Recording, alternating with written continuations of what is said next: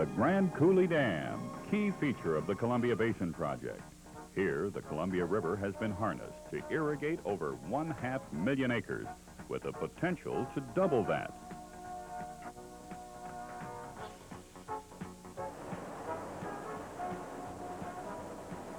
To produce enough power for over 2.3 million households. Provide flood control operations to virtually eliminate the devastating floods downstream. Storage capacity to help make the other 10 downstream dams feasible, including power production. And barge traffic on the Columbia River between Portland and inland points all the way to Lewiston, Idaho. And recreation at 24 designated project recreation areas, which attract almost 2.3 million visits each year. The building of Grand Coulee Dam has been described as one of the most significant events in the history of the Pacific Northwest. It has put the Columbia River to work. The United States Department of the Interior's Bureau of Reclamation presents the Columbia Basin Project, where water is life. In the late 1800s and early 1900s, 3 railroads were completed across the Columbia Basin, prompting a burst of settlement and agricultural development. Many towns founded on agricultural economies appeared along the railroads. Dryland farming was prosperous when there was enough rain, and risky when it dropped to the 6 to 10 inch average of the area. Lack of water often resulted in widespread crop failure. Drought forced some settlers to abandon their farms, others to attempt to develop water supplies for irrigation. But irrigation plans pursued by private groups and organizations during early settlement of the basin often proved too costly or too technically difficult. In response to these problems, the Washington State Legislature in 1919 funded a study of 2 proposed large-scale irrigation plans for the basin. During the next several years, many engineering and economic studies were made of the 2 proposals. The state legislature, individuals and private organizations, and the U.S. Congress discussed and argued over the plans. Finally, a proposal to dam the Columbia River at this site and pump water over 200 feet up to the Grand Coulee was deemed most economical and feasible. But by this time, 1932, the nation was suffering an economic depression. A year later, President Franklin D. Roosevelt included the Columbia Basin Project in his Public Works Administration program. Its construction, including Grand Coulee Dam, was assigned to the Bureau of Reclamation. On July 16, 1933, ground was broken for the project. In 1934, the first construction contracts were awarded. It took 8 years to build, and in 1942, the dam was completed. But because of World War II, construction of the irrigation system was postponed until after the war. Emphasis was placed on installing the generators as quickly as possible, so Grand Coulee Dam's power production could be an essential ingredient in the production of airplanes and ships for the Allied effort. After the war, construction started on the pumping plant and the irrigation system. Here in 1952, the first water is being pumped from the dam to fill for the first time the 27-mile-long Banks Lake formed by damming both ends of the upper Grand Coulee. Water for Irrigation Block 1 was initially pumped directly from the Columbia River near Pasco in 1948. In November 1948, the first public drawing for federally owned project land was held. Veterans received preference. To ensure orderly development, construction has been done in stages. Over 500,000 acres have been brought under irrigation by the project since that initial water delivery nearly 40 years ago. Beginning in the mid-1960s, construction of a 3rd power plant at Grand Coulee Dam was made possible by a treaty with Canada for joint use of Columbia River water. Today, the Columbia Basin Project extends from the north end of 150-mile-long Lake Roosevelt, the reservoir behind Grand Coulee Dam, to Pasco, literally from the Canadian border to Oregon. Water drawn from Lake Roosevelt by 12 of the world's largest pumps currently irrigates about 550,000 acres of cropland in the basin. The water is pumped up over 200 feet to Banks Lake to begin its long journey south. This multi-purpose reservoir not only provides irrigation storage, but is an increasingly popular recreation area and can be used to generate up to 300 megawatts of power for peak demand periods. From Banks Lake, it flows through canals, twin siphons and tunnels, and on to the project's irrigated area that begins almost 50 miles south of Grand Coulee Dam. To this point, facilities are in place to serve the entire authorized project of 1.1 million acres. From here, it takes about 2,300 miles of canals and numerous other facilities to distribute the water to the nearly 2,000 farms now served by the project. The project was designed to reuse about half of the water it initially pumps from the river.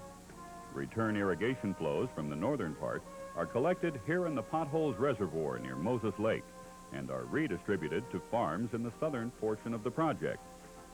Some water is reused by pumping from drains and wasteways, returning it to the distribution system.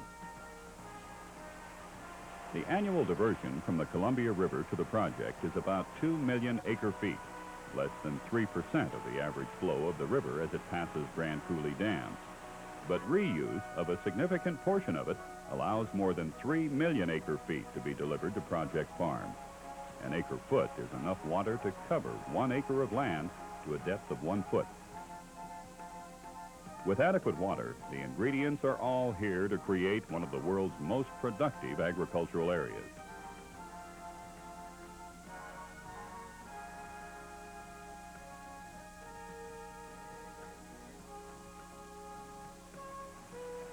Potatoes, alfalfa hay, wheat, vegetables, and various seeds are principal among the 60 different crops grown on the project.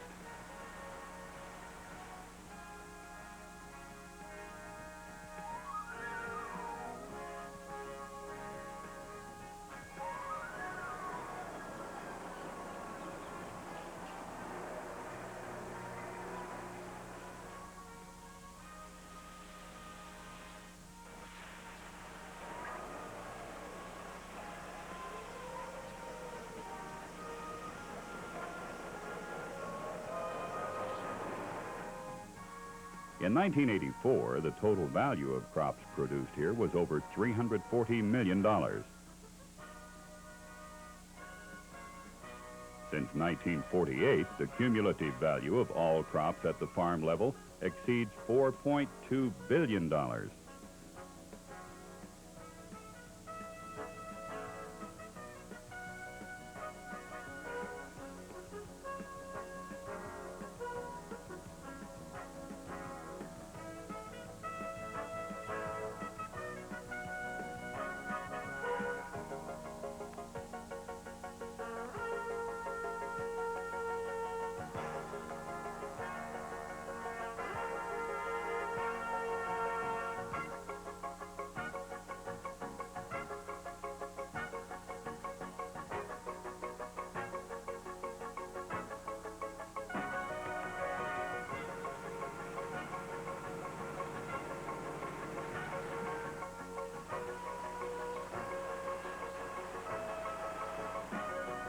Another major source of income is generated from livestock, which are produced in local feedlots and on project farms. While the basin is doing very well with its wide diversity of crops, both public and private research continues for new varieties, which will improve current production or provide crops to meet special market needs, which the project may be uniquely equipped to fill. One example of privately financed research is this facility at Warden, which is dedicated to developing more disease-resistant varieties of alfalfa.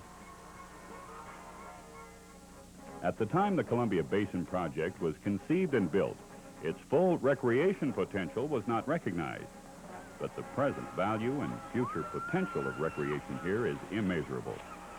Within the project, there are 23 designated recreation areas that record a total of over 2 million recreation visits a year.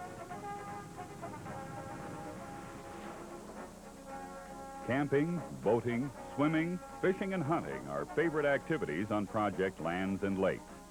Waterfowl and upland game bird hunting are popular activities, attracting thousands of hunters each year. And a variety of wildlife attracts bird watchers, photographers, and nature study groups. Lake Roosevelt has been designated the Cooley Dam National Recreation Area and is administered by the National Park Service.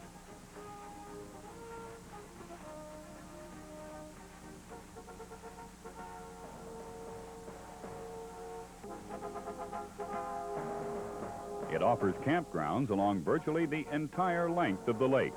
All have picnic tables and restrooms. Most have water and fire grills. There are numerous boat ramps and docks. Evening programs are offered at some campgrounds in the summer. Here at Grand Coulee Dam, 500,000 visitors a year participate in a free self-guided tour open the year round except for a few holidays. Visitors get to see and hear Grand Coulee's large and its colossal generators.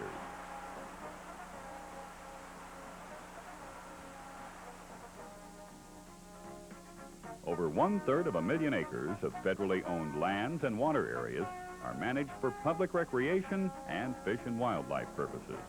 And large blocks of land are set aside as wildlife refuges.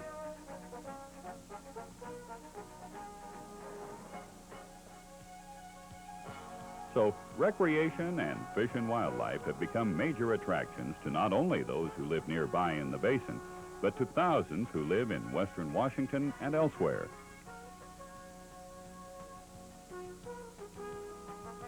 The Columbia Basin Project has always been a cooperative effort between the landowners and reclamation. Landowners in the project area worked throughout the latter part of the 1930s to organize irrigation districts as a prerequisite to the construction of irrigation works.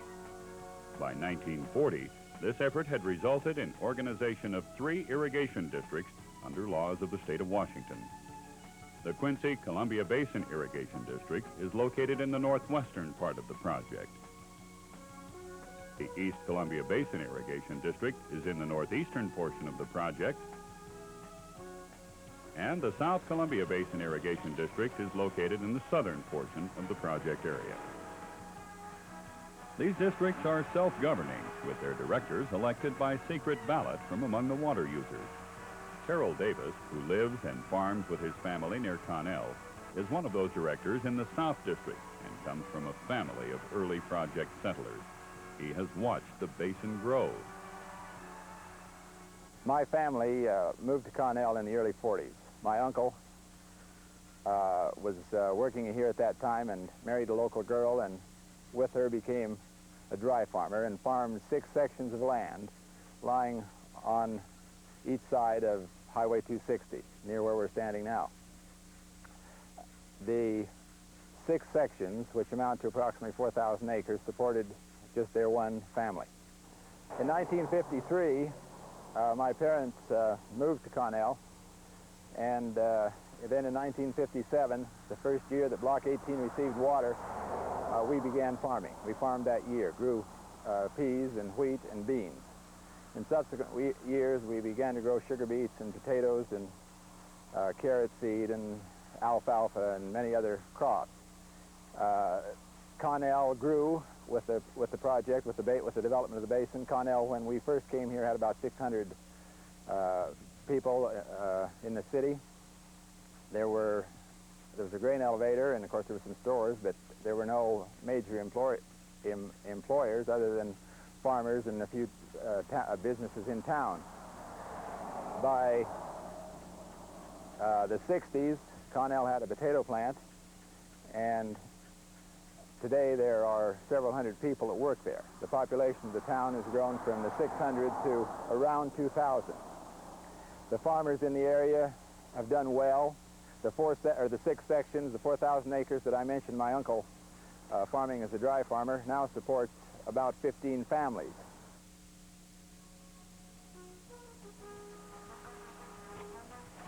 Since the late 1960s, most of the project facilities, even though designed and built by Reclamation, have been operated and maintained by the district under a contract arrangement with Reclamation.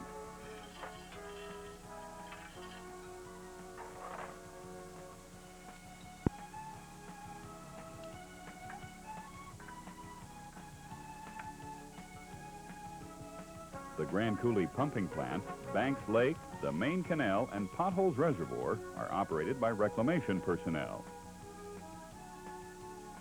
This is KQ286 calling in clear. We have a pumping plant outage at Burke Pumping Plant. All costs for operation and maintenance of the irrigation facilities is paid for by the irrigators. Stimulated by the increase in agricultural development, the population of the project area has tripled during the past 30 years. New communities, such as Othello, shown in this 1951 photo, and as it is today, have been established, and existing towns have grown. In that 30 years, the basin has grown from a mostly hostile environment to one that is sought after by many. It still averages only about 25 people per square mile. It's that country life that continues to attract and hold many young couples like Russ and Kathy Faw, who, with their 4 children, live and farm near Quincy. We like living out in the country. We wanted our children to be raised in the country, and we just feel that this is where we want to be. We were raised on family farms, and I enjoyed that atmosphere and the opportunities there. And, always felt that that's where we wanted our kids to be raised. And we had the opportunity to establish here on the family farm, so we took that. Brad Bierlink and his family were attracted back to the basin after he was raised here and lived for a time in western Washington. My family and I moved here from Seattle in 1981, the year after the mountain blew, and basically for 2 reasons. My father was thinking of retiring, and we wanted to get back on the farm since my wife was also from the farm. As far as financially goes, it was a bad decision. We bought ground at the peak of the land values in '81, but as far as lifestyle, we wouldn't have it any other way. Excellent crop production and good transportation systems have prompted the growth of agricultural facilities, providing employment for several thousand people. Products from the project are shipped throughout the United States as well as abroad. The project has a direct effect on people in other parts of the region, too. It is estimated that exports through the ports of Portland and Seattle, as well as other Northwest ports, amount to over $65 million each year. For the past 45 years, Grand Coulee's power has been a major Pacific Northwest growth stimulant. In 1984 alone, Grand Coulee produced over 20.4 billion kilowatt hours of electricity, enough to power over 2.3 million homes at the U.S. average. It is also the project's largest source of revenue. It provides the means of repaying a major share of project construction costs. Thus, Grand Coulee Dam and the remainder of the Columbia Basin project are inseparable. Built as a unit to provide many needed functions and to pay for itself. It was conceived, authorized by Congress, constructed, and is operated that way. Since 1941, Grand Coulee has produced power with a wholesale value of about $2.2 billion. The irrigation districts have added low-head generators at several locations along the irrigation distribution system, providing additional energy and revenue. Power from these plants is sold directly to Seattle and Tacoma. Reclamation and the people of Washington State have been partners in the development of the project since the beginning. That support has continued throughout the years with additional appropriations, helpful legislation, and active participation by several state agencies. For instance, through a cost-sharing program, The state of Washington in 1975 made available $15 million as front-end money for construction of Bacon Siphon and Tunnel Number 2, part of the main conveyance facilities, to help assure completion of the second half of the project. About 50% of the project area remains to be served by project facilities. Unlike the first half of the project, most of the remaining land is in private ownership and is either farmed without any irrigation, growing mainly wheat and barley, or the farmers have developed wells to supplement natural rainfall. Most of these dry land farming operations consist of several thousand acres and would have to be broken up into smaller family farms to comply with reclamation acreage limitations. For this and other reasons, such as the cost of converting to irrigation and changes required in basic farming operations, there are some who do not want the project water. The rights of these individuals are addressed in existing irrigation law. Their concerns are being given consideration by appropriate elected officials at both the state and district levels. On the other hand, a large number of landowners have expressed a strong desire to move forward with project completion. In 1984, the irrigation districts became united in their request that reclamation proceed with further development. This renewed interest is also found among sportsmen and recreationists throughout the Northwest. Estimates of acreage currently being irrigated by pumping from wells range from 130,000 to 150,000 acres. Most of this augments production of dry land crops such as wheat and barley. But with the water level in the wells dropping rapidly in some areas and power rates increasing, water costs become critical. This is Orman Johnson, a third-generation basin farmer. His grandfather settled here in 1906 as a dryland farmer, and later, Orman's dad converted part of the farm to irrigation using wells. For Orman and his brother, who now operate the farm, each year it gets more difficult to get a crop. The situation on this well is that the water table is dropping more rapidly than any of our other wells. Some years it goes down relatively nothing, and other years it's going down 20 feet or 30 feet. But over the last 10 years, we're probably averaging 7 to 10 feet decline in our water table. It costs us, at this particular well, approximately 5 or 6 times more than it did 10 years ago. Some irrigators have begun to experience a high sodium or salt content in their wells. If this trend continues, some land presently irrigated from wells will go out of production of irrigated crops without project water. This could have been the case on this farm near Moses Lake, operated by Art Pryor. Pump house behind us is one of our 3 abandoned wells. We abandoned the wells because of the quality of the water. We had a high sodium content in these wells. It took us 2 or 3 years to find out what the problem was. We had to stop pumping these wells because of the water penetration. The sodium was sealing the ground, and we had crop damage, and actually would ruin the soil after so many years. We were fortunate that this land borders the East Low Canal. It is East High Ground. The East Irrigation District negotiated a contract for 10,000 acres in this area for people like us and having the same kinds of problems. And we were fortunate, like I say, be in this position that the water was available. The last 2 years now, we've been pumping Bureau water on this project, or this farm. If it wasn't for that, we wouldn't probably be here today.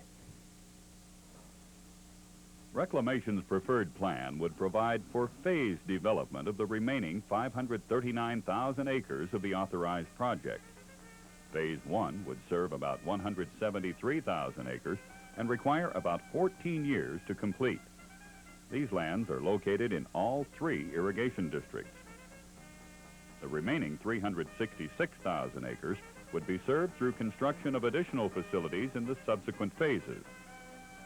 The plan calls for development for fish, wildlife, and recreation areas in those portions of the project unsuitable for irrigated agriculture and in some scattered tracts of farmland. Water for the second half of the project would be supplied under Washington state water law from the Columbia River.